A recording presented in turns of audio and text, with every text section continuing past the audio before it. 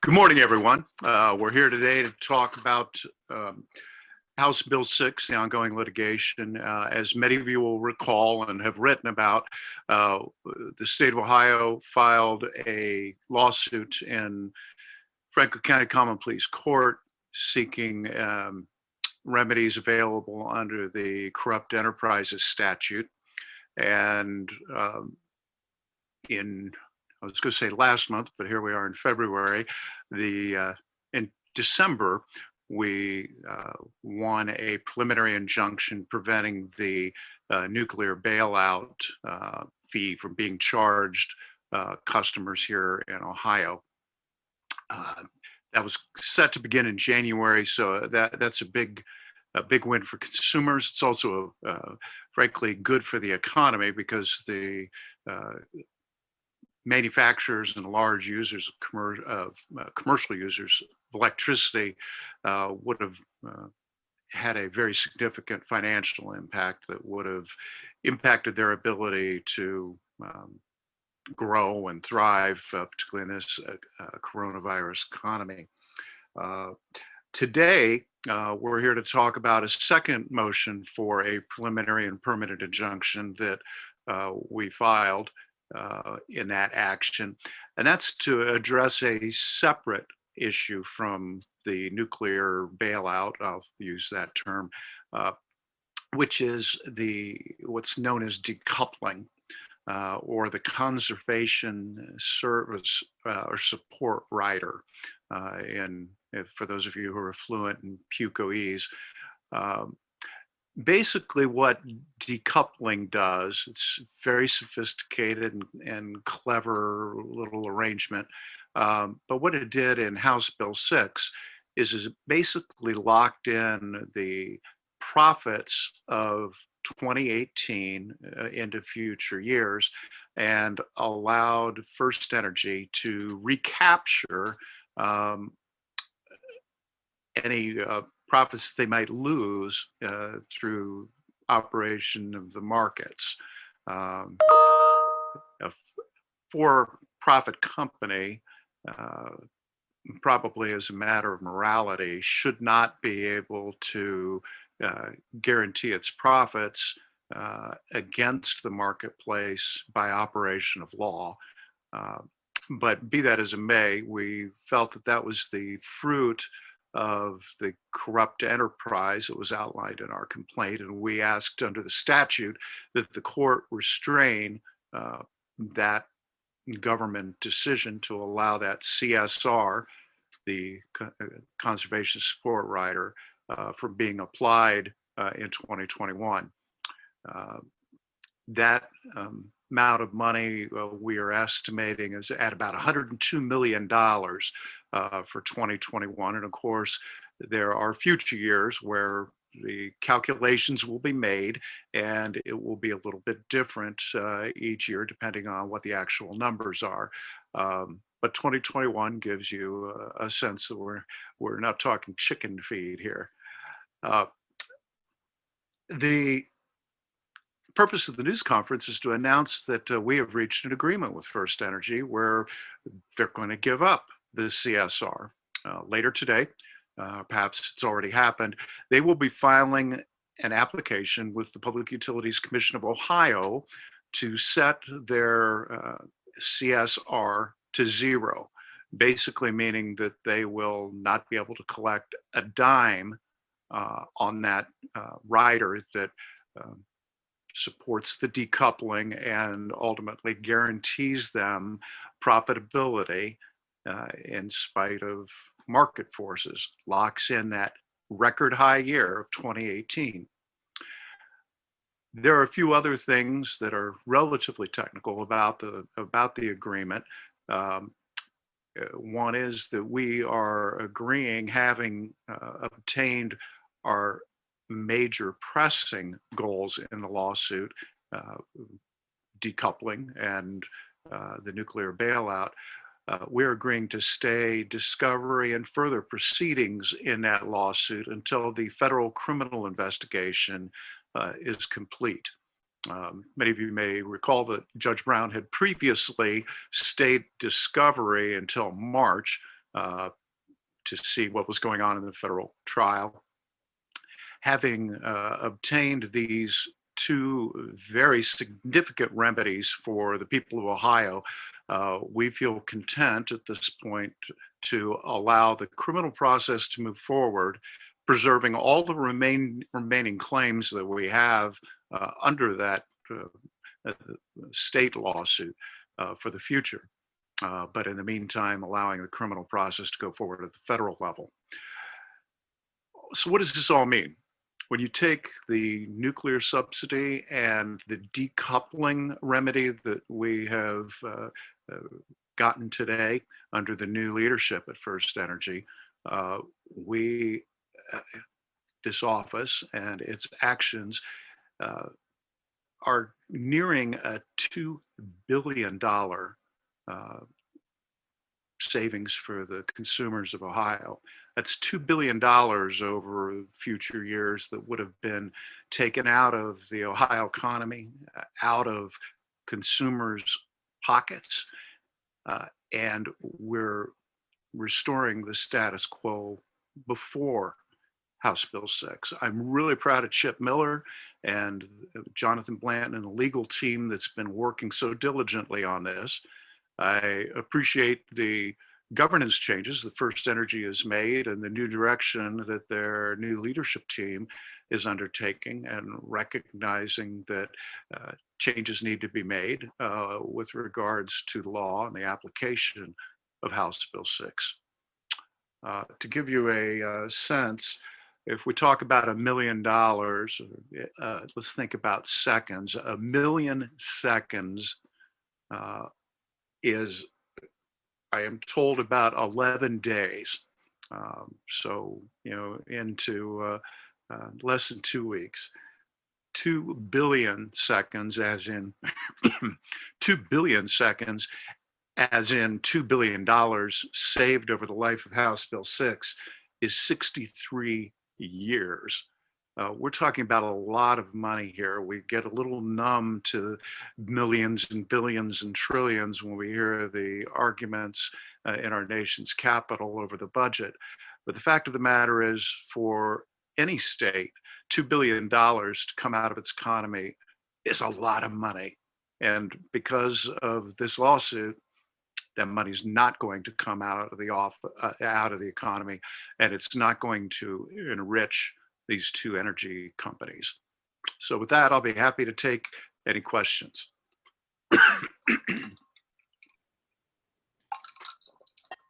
General, I'm sorry. Your first question is from Marty Sladen with the Ohio Capital Journal. Hey, Marty. How are you? I'm doing pretty good. I've got a lot of questions. I'll just try to stick to one or two. First of all, the governor's getting ready to reappoint a chairman of the PUCO. The former chairman was a former First Energy lobbyist who helped write House Bill 6 that allowed this recession-proofing in the decoupling charge. Do you think it's important to appoint somebody to the PUCO who's not, has ties to the same companies that he's supposed to be regulating? Well, obviously, we're all troubled by some of the things that we've seen, and that process is playing out with the United States Department of Justice. Well, I don't think we know everything there is to know yet. I'm confident that Governor DeWine is going to make a sound decision and appoint somebody to that position who will be independent and a solid leader with expertise in the utility law. I have to say one thing, because I do hear a lot of people saying, well, we need a consumer advocate to be at the helm of that agency. This lawsuit has been a tremendous crash course in just how complicated utility law is. I think that the first criteria ought to be independence, but the second needs to be expertise. Having a good heart and wanting to be a voice for the consumer simply isn't enough to lead that regulatory agency. We need to have somebody that understands it, or the people, the lawyers who do understand the intricacies will run rings around the watchdog. And that's not good either. Your next question is from Jeremy Pelzer with Cleveland.com. Good morning, Governor. Or not yet. Thank you. General, not yet. Wanted to see with the decoupling agreement, does that include a refund for, because decoupling, of course, was implemented in January 2020. Would you seek a refund for what's already been collected, or is this just going forward? This is a going forward basis. We retain the ability to litigate over that money that had been previously paid. And there's some legal differences between 2020 and 2021.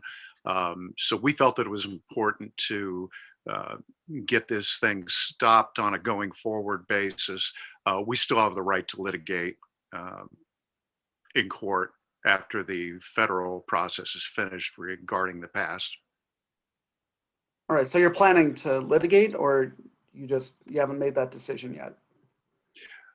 I think it would be fair to say that we want to see the rest of the facts and have some discovery before we figure out our future progress in the case. Gotcha. Thank you. Your next question is from Laura Bischoff with Dayton Daily News. Hey, General. Going back to the summer of 2019, were you pressured by proponents of House Bill 6 to either block or slow walk the referendum wording? And if so, how did you respond to that pressure and who exerted it?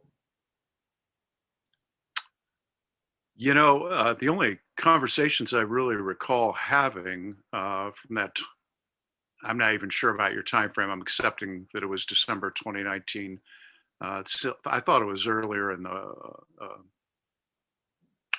the year, but be that as it may, we had numerous conversations internally. I am sure that there were casual comments through the course of time. Everybody's got an opinion, and they always like to share it with the elected official. But pressure, no, I didn't. Nobody. I don't recall anybody asking me to do anything in particular, and certainly nothing that I would view as pressure.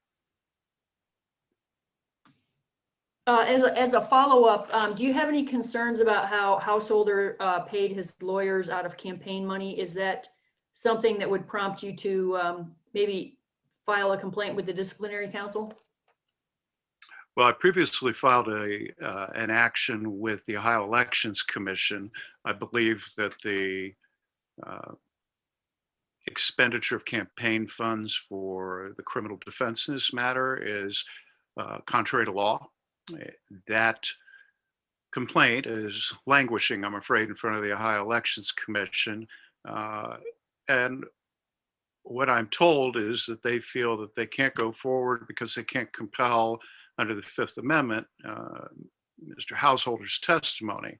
I think that's nonsense.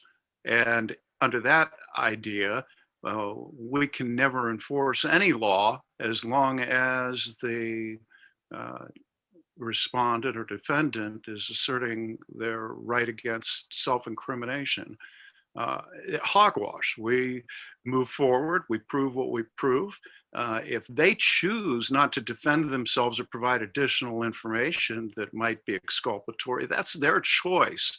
But this expenditure seems wrong on its face to me. And I hope that the full commission will reconsider the director's position on this matter. Thanks. Your next question is from Madeline Ashley with WDTN. Hey there. I was wondering if you might be able to speak a little bit on, all the cities joining together and the impact that this has. Bethany, I don't know if you could hear that question, but it was garbled to me. If you can repeat the question, Bethany. Yeah, Madeline, what? Go ahead. Can you hear me now? That's a little better. Sorry about that. I was wondering if you might be able to talk on all these cities in Ohio coming together and the kind of the impact that this is having on this situation? Well, I don't know that it's especially an impact. My office pretty much negotiated this with First Energy, and we're certainly keeping the cities apprised. We are agreeing for the 2 new cities that want to join the litigation, have a seat at the table. We're agreeing to their intervention. On the other hand, I don't know that their presence at the table really changes what we're doing or what the outcome will be. Thank you. Your next question is from Alex Ebert at Bloomberg News. Good morning, Attorney General. Good to see you. Hope you're feeling well. Thank you. I'm feeling great. You had discussed the Fifth Amendment earlier, and my question comes right along those lines. I'm hoping you can tell me a little bit about the balance you consider when weighing pausing your civil lawsuit while the criminal trial is going on, because your civil suit can be a lever to move things forward.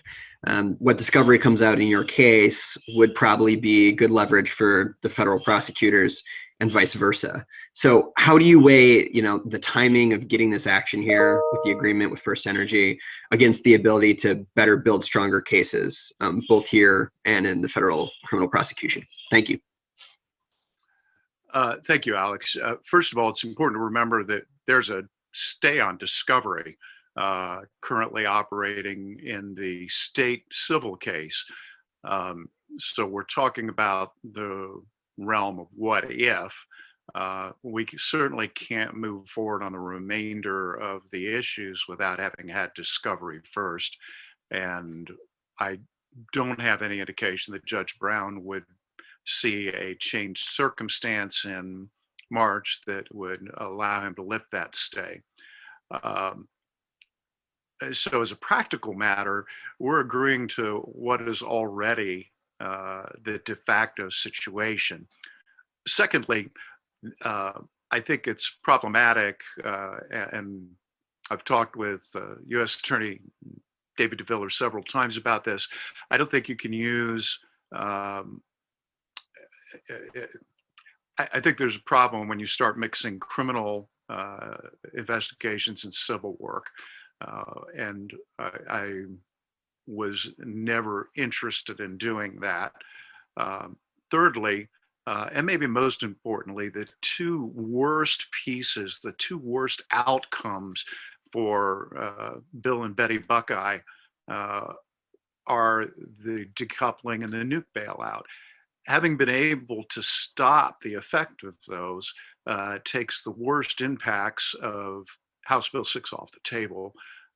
So I'm content to let the criminal process work for people to be held accountable, and then to move forward on the remaining issues in the civil lawsuit at an appropriate time. Your next question is from Sean Hegarty at ABC 13 in Toledo. Good morning, sir. With these dollars taken away from First Energy, what is your level of concern about the longevity and the viability of Davis-Besse going forward for Energy Harbor and for the process in general, and what that could mean to Ottawa County if anything's compromised with Davis-Besse? Well, first of all, let's look at the facts. When House Bill 6 was debated, incomprehensibly to me, there was no meaningful financial information provided to demonstrate need. After Energy Harbor emerged from the bankruptcy proceeding and became separate from First Energy, Energy Harbor undertook to buy back hundreds of millions of dollars worth of their own stock shares. That's hardly the move of an entity that is cash starved and needs a public subsidy. So we had no basis in fact that was given, at least to the public, to support that subsidy to begin with. Secondly, they seem to have lots and lots of cash to be able to do a maneuver that primarily benefits shareholders and the folks that are the executives of that company that hold stock options. I'm not convinced that Davis Besse is in jeopardy, quite frankly. Now, if we hear that they are, I think that the legislature is fully capable of designing a need-based situation, a need-based remedy. I support energy diversity. We've seen spikes in the cost of natural gas. It's not unreasonable to imagine either a natural disaster or a climate-based issue that is that could end up jeopardizing our electricity supply. So I have no problem with the idea of energy diversity, but if you're going to be meddling in the market for reasons of strategic security of the energy grid, you damn well better make sure that it's actually based in fact and is actually needed. And both of those questions, as far as I can see, are open in the public record with significant data to suggest that they are not. So am I hearing you say, sir, that from all the information you've gathered now, that you don't believe that the nuclear industry in Ohio even needed a bailout? I don't have enough information to draw that conclusion. What I do have is enough information to make me question whether the need was real. And the fact that First Energy and Energy Harbor now have historically refused, despite many and repeated pressing requests to provide the financial information, leads me to believe that at best it's an open question. Thank you, sir. Your next question is from Andy Chow with Ohio Public Radio. Hey, Attorney General. Two questions, if you don't mind. One, just trying to make sure I understand something. Are you saying that First Energy is going to file with the PUCO to change its rate plan, to remove the decoupling part of its rate plan? Technically, they will be moving to set the rate to zero, which will have the effect of eliminating it. Okay. And then I just kind of an overall, trying to get your overall view. What's your take on this decision by First Energy? Should people see this as somewhat of an admission of guilt on their part if they're deciding to back away from this decoupling mechanism that they had sought out in HB 6? Yeah, I don't think that. I don't think that at all. Remember that First Energy has undertaken a substantial house cleaning. Most of the senior players are gone. Their general counsel, the CEO, the VP for government affairs. I think there's 6, maybe even 8 senior folks that have been sacked. There's a new leadership team in place, and I think that this agreement probably suggests that the internal review that the board ordered and the information that they found has concluded they need to go into a new direction. So I appreciate the fact that they were willing to discuss settling this on a going forward basis. And in fact, this is a permanent change that is countenanced. Your next question is from Tom Bosco with Channel 6. Hey, Tom.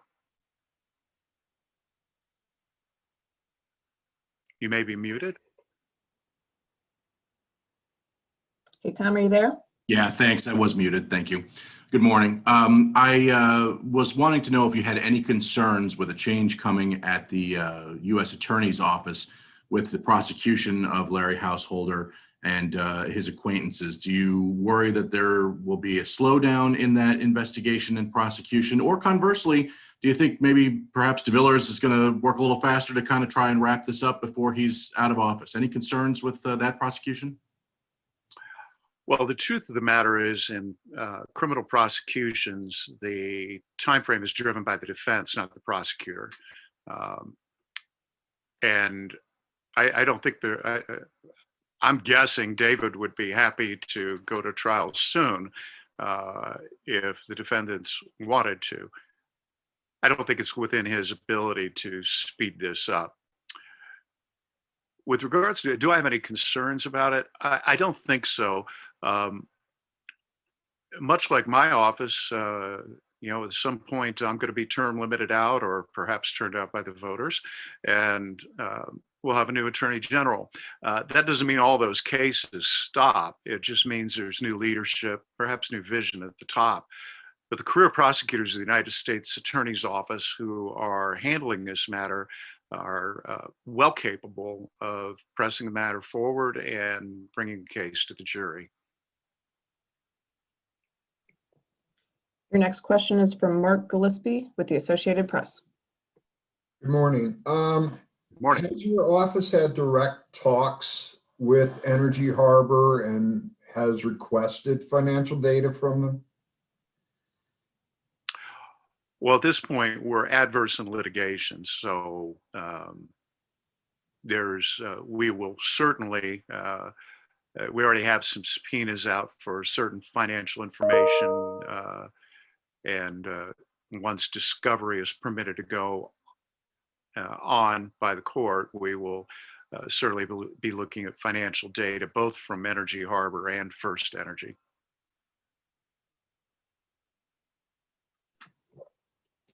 Your next question is from Dan Shingler with Crane's Cleveland Business. Hi, Attorney General. Quick question. The $102 million, over what time period would that have been collected? That's the 2021 number. Thank you. Your next question is from Mark Kobach with the Columbus Dispatch.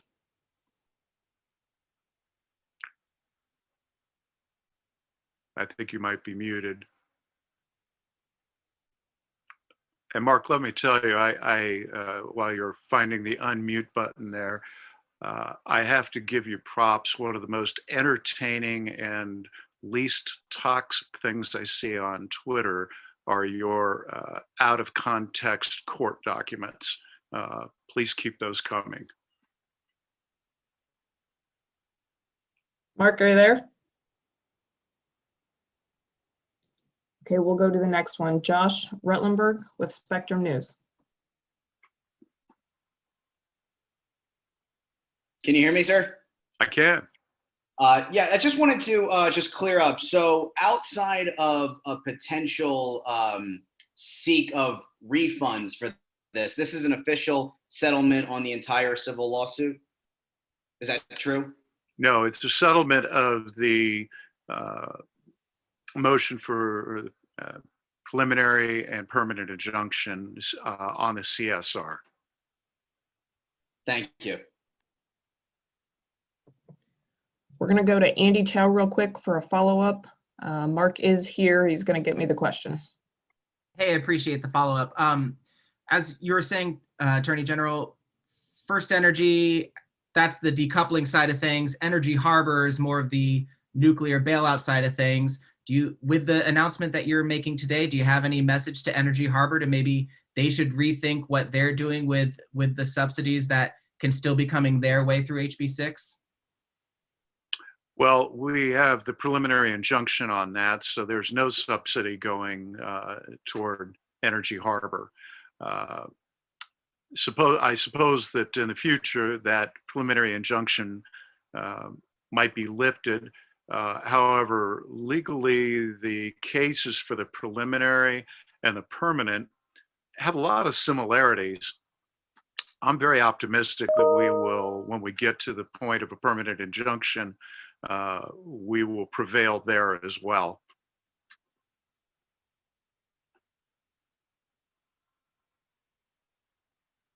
We have a follow-up from Marty Schladen as well. Go ahead, General.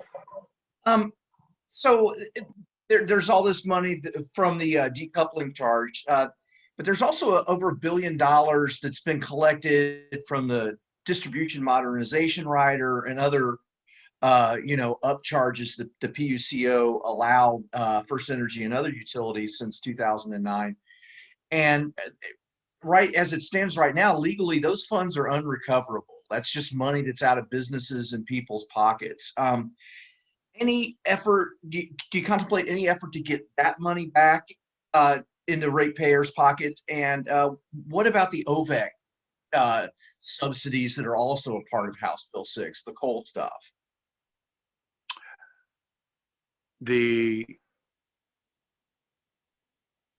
We don't have evidence at this point to support that the OVEC subsidies were part of the corrupt enterprise. That appears, as far as I can tell at this early juncture, we don't have discovery yet. It appears to me that that was a coalition widening thing that the speaker may have used to get more people on board with the House Bill 6 coalition, which, as you recall, there was a lot of resistance to House Bill 6. It was a close vote. There was a lot of arm twisting going on and a lot of attempts at persuasion. So at this point in time, I don't see the nexus that would legally give me a basis to go forward on OVEC. Obviously, new facts could potentially change that assessment. With regards to the prior charges that you referenced, going back to 2009, I would ask the General Assembly to pass a statute that allows refunds to happen when a rider or rate setting is determined to be improper by the Supreme Court. It strikes me as fundamentally unjust. However, the law is what it is, and we're stuck with the law until it's changed. And I don't know what remedy there would be other than the legislature, since we have that Supreme Court decision. I think the Supreme Court was probably right as a matter of law, and I think that the impact of the decision is profoundly unjust, which means that means it's a legislative problem, and the legislature needs to correct it. Thank you. The last question is from Mark Kovac with the Dispatch. Apologies, sir, for the technical difficulties, and thank you for your kind words on my tweets. Off-topic question, you tweeted this morning that you're going to run for re-election and not for U.S. Senate. Can you just maybe provide a little more on why you made that decision, why you've decided to run for re-election, not something else? Well, I won't hide from you that I spoke with Senator Portman in a little more depth about his reasoning. And based on his firsthand accounts, Washington just doesn't sound like a terribly healthy place to go to work right now. But that being said, the primary reason is I asked myself the question where I would have the opportunity to do the most good for the people of Ohio, the most good for the country. And I've concluded that it makes more sense for me to run for re-election, to focus on this job, that I have greater impact here than I could on the backbench of the United States Senate. And I think this press conference this morning is an example of what I'm talking about. We were able to go to court to try to hold First Energy and Energy Harbor accountable. And we've been successful. We've been $2 billion successful. And this hasn't been a matter where the PUCO solved it. The legislature didn't solve it. We were able to use the power of the Attorney General's office to go to court and get justice. I just don't see those kind of opportunities for one member of the United States Senate, and I want to fight for the rule of law and for the equal application of justice. Thanks for the question. And thank you, everybody, for joining us today. I appreciate the opportunity to talk to you about these developments.